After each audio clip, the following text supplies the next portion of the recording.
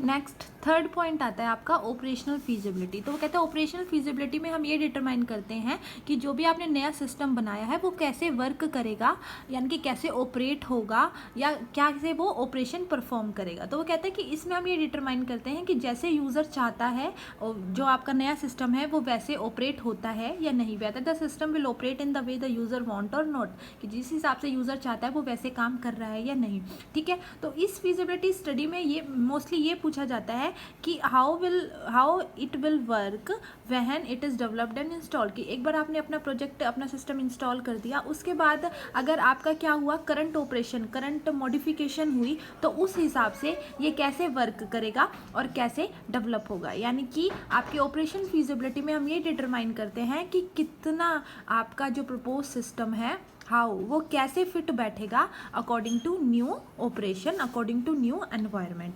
ठीक है, उसके बाद और क्या होगा अगर आपको मॉडिफिकेशन करने के टाइम पे आपको जॉब की रीस्ट्रक्चरिंग करनी पड़े, यानी कि सिस्टम को मॉडिफाई करते वक्त आपको रिकंस्ट्रक्शन करनी पड़े या रीट्रेनिंग करनी पड़े, तो वो आपका सिस्टम कैसे ऑपरेट करेगा उस केस में। तो इसको हम कहते हैं यानी कि उसका फंक्शनैलिटी बताना, उसका ऑपरेशनल बिहेवियर बताना आपका क्या कहलाता है, ऑपरेशनल फीजिबिलिटी, यानी कि आपका जो सिस्टम है वो यूज़र के हिसाब से ऑपरेट हो रहा है या नहीं, यानी कि जो यूज़र चाहता है, जो उसकी डिमांड है उसके हिसाब से उस ऑपरेशन परफॉर्म करेगा या नहीं। तो इस स्टडी में हम ये डिटरमाइन करते हैं कि whether the system can be used if it is developed and implemented, कि हमने एक बार सिस्टम को यूज़ कर सकते हैं या नहीं एक बार डेवलप एंड इम्प्लीमेंट होने के बाद।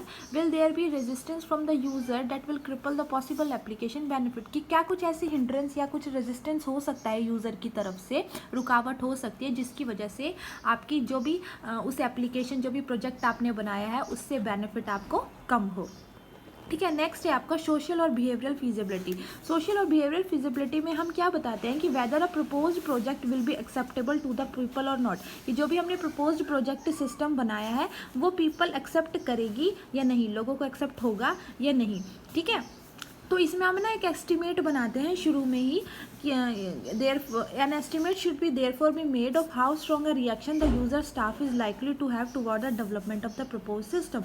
तो वो कहते हैं कि इसमें हम शुरू में एक एस्टिमेट बनाते हैं कि आपका जो यूज़र स्टाफ है उसका कैसा रिएक्शन होगा टुवर्ड्स द किसको लेके, towards the development of a new system, propose system के डेवलपमेंट के पॉइंट को लेके आपका जो स्टाफ है, आपके जो यूज़र्स हैं उनका क्या पॉइंट ऑफ व्यू होगा। और उसमें क्या होगा आपके डेट इन्वॉल्व्स कंप्यूटर यूज़, और कंप्यूटर का यूज़ तो हर जगह ही होगा in their day to day working. Next है मैनेजमेंट फीजिबिलिटी। मैनेजमेंट फीजिबिलिटी में हम ये चेक करते हैं whether the project will be acceptable to the management और नॉट। जो मैनेजमेंट हैं, जो आपके प्रेसिडेंट हैं, डीन हैं, जो हायर लेवल पे आपके जो पर्सन्स हैं उनको वो प्रोजेक्ट एक्सेप्ट होगा या नहीं। अगर मैनेजमेंट प्रोजेक्ट एक्सेप्ट कर देती है तो वो फीजिबल माना जाता है, यानी कि अब उस पर काम करना स्टार्ट कर दीजिए। अगर वो उसे रिजेक्ट कर देती है तो फिर हम उस प्रोजेक्ट को रिजेक्ट मानते हैं, उस पर वर्क आगे नहीं करते। उसके बाद कहता है legal feasibility.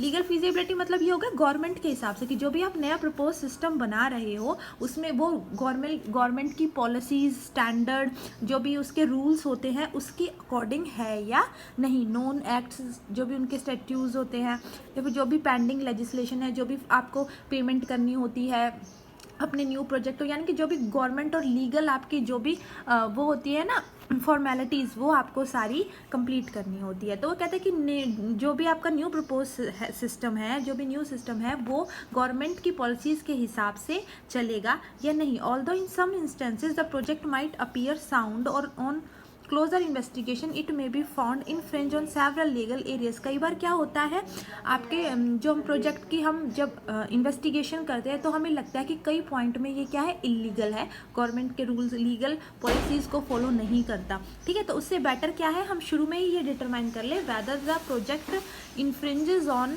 Known act statutes, यानी कि उसके हिसाब से वर्क कर रहा है या नहीं। ठीक है, तो इसमें क्या आता है, गवर्नमेंट में कॉपीराइट हो, यानी कि डुप्लीकेट प्रोजेक्ट नहीं होना चाहिए, लेबर के लॉज होने चाहिए कि किस हिसाब के लेबर, कितनी एज के आप लेबर रखोगे, फॉरेन ट्रेड रेगुलेशंस होने चाहिए, इस तरीके से लाइसेंस होने चाहिए, एग्रीमेंट होना चाहिए उस प्रोजेक्ट का। तो आपको ये शुरू में ही सारी फॉर्मेलिटीज़ पूरी करनी होती है। नेक्स्ट है आपका टाइम फिजिबिलिटी। तो वो कहता है टाइम फिजिबिलिटी ये डिटरमाइन करती है, ये बताती है कि जो भी आपका न्यू सिस्टम है, जो भी आपका प्रपोज्ड सिस्टम है जो आप बना रहे हो, वो with in that time limit, जो भी आपने टाइम डिसाइड किया है, निर्धारित किया है, उसमें पूरा बन के तैयार हो जाएगा या नहीं, फुली इम्प्लीमेंटेड हो जाएगा या नहीं। अगर आपका प्रोजेक्ट बनने में बहुत ज़्यादा टाइम ले रहा है तो सिंपली उस प्रोजेक्ट को हम रिजेक्ट कर देते हैं। ठीक है, नेक्स्ट आपका टॉपिक है स्टेप्स इन फीजिबिलिटी स्टडी। तो it will be done in next class.